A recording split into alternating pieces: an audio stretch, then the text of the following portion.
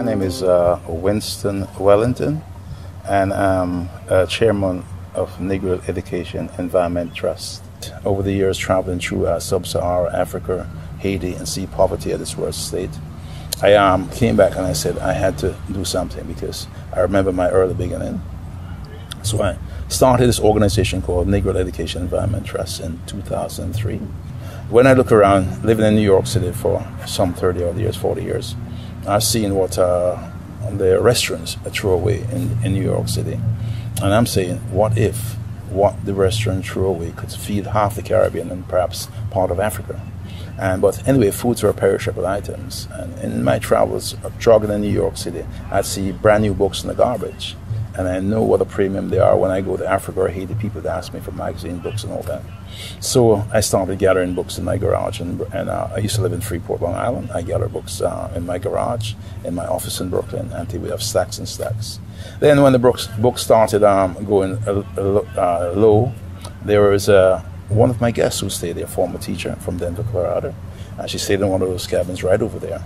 And she was able to convince Federal Express to ship approximately 1 million books over a period of 18 months period right to my doorstep, and I was able to use those books to give to the libraries and the schools around. When that situation, when Federal Express could not do it anymore because of budget problems, I started again asking my friends and colleagues around. I've been fortunate enough to have connection with many radio stations in the United States. I go, especially in New York, I go on the radio stations and I appeal to New Yorkers to give me your used books, your used computers, and that's how it started. I got hooked up with a good friend of mine. He has a shipping company called Dennis Shipping, and Dennis ships every book and every computer for me free of cost from both of his offices in Brooklyn and the Bronx. And that has allowed me to expand the program. Most of the things I do, I don't do it by myself. I've been very, very fortunate to have many friends, and through the hotel we have done a lot of networking there. People from all over the world who comes here.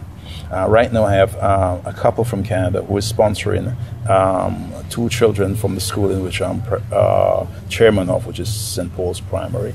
And they've been sponsoring those children from kindergarten all the way up to college level, in which they are heading for college at this moment. So my guest has been just absolutely wonderful. I mean, the guest here at Travelers Beach Resort, in terms of giving back, in terms of knowing about our program and getting aboard.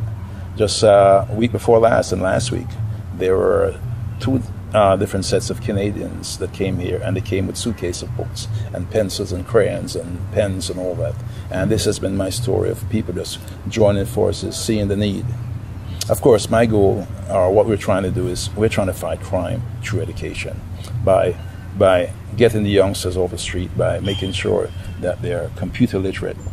Right here at our office in the lobby, we have computer classes in which so far we've graduated over 100 teachers, over 100 police officers, and every one of those teachers and police officers, on graduation, we get a computer to take home as part of our Each One Teach One program, because that is one of the themes that we use. My goal is to saturate our country with technology in terms of educating. We also teach computer repair classes in that same office in the lobby. And we've graduated some 15 youngsters who would normally be at risk in the streets, and have graduated from computer class, and they're able to build a computer from scratch. We've also, over the years, graduated a lot of young ladies who are at risk to go into some illicit trades. We've also graduated from computer class, and they've gotten their computers as well as part of our Each One Teach One program. So hence our program has been expanding. Every year during our spring break, we have Cultural Day right here at Travelers Beach Resort, where we bring in children from different schools, and they perform in front of the spring breakers, and the spring breakers would then buy a block, a building block, by writing their names on a building block, and we use those blocks to build libraries and so forth, canteens.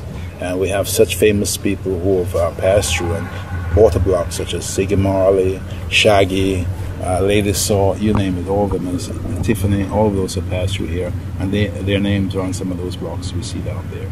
And we've had the Congress lady from the United States who passed through, bought a block and put her name. And these blocks, as you can see, we've used them to build libraries around.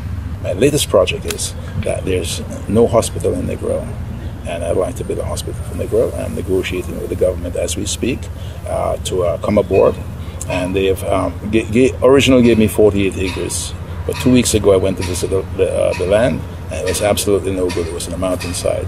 So they're at this moment looking around to find me something else very close to Negril so I can make this happen.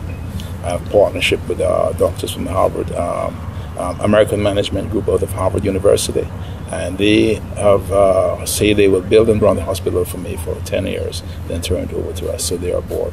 I have doctors from the University of the West Indies, I have the Caribbean Medical Mission, I have a whole host of people. So we're moving along and trying to make this program. Once I get the land, in 3 years' time, we'll have a hospital built, and we'll employ over 2,500 persons as part of the work.